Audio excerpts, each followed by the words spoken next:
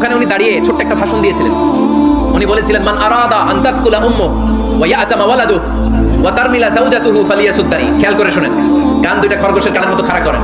উনি এক বাক্যের একটা ভাষণ দিলেন। ভাষণ দিতে জানলে বড় ভাষণ দেয়া লাগে না। এক বাক্যের ভাষণ দিয়ে গোটা বিশ্বকে ঝাঁকুনি মারা যায়। চিল্লায় বলো ঠিক কিনা? ওমর ফারুক এক বাক্যের একটা ছোট্ট ভাষণ দিলেন, মান আরাদা আন তাসকুলা উম্মু। কে আছো মায়ের এই মক্কায়? কে আছো মায়ের বুক খালি করতে চাও? ইয়াতামা ওয়ালাদু। কে আছো বাচ্চাগুলোরে, নিজের সন্তানগুলোরে ইতিম বানাতে চাও? কে আছো তারমিলা যাওজাতুহু, নিজের স্ত্রীকে বিধবা বানাতে চাও? ফালিয়াসুদ্দানি। বুকের পাটা থাকলে আমি ওমর রে থামাও।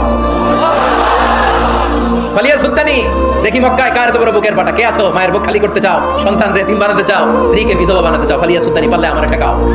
এই বলে উনি আল্লাহু আকবার, আল্লাহু আকবার, আল্লাহু আকবার বলে স্লোগান শুরু করে দিলেন।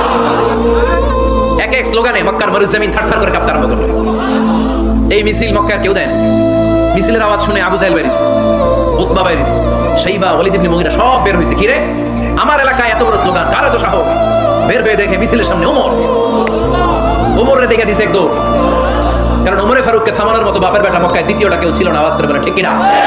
ওমরে ফারুক আল্লাহু আকবার, আল্লাহু আকবার বলে স্লোগান দিতে দিতে মসজিদুল হারামের ভিতরে ঢুকে গেল। কাবার গিলাফ ধরার পরে সেদিন মিছিল থেমেছে। ওই আল্লাহর নামের স্লোগান সেদিন কেউ থামাতে পারে নাই, কিয়ামত পর্যন্ত কেউ থামাতে পারবে না। চিল্লায় বলো ঠিক কিনা?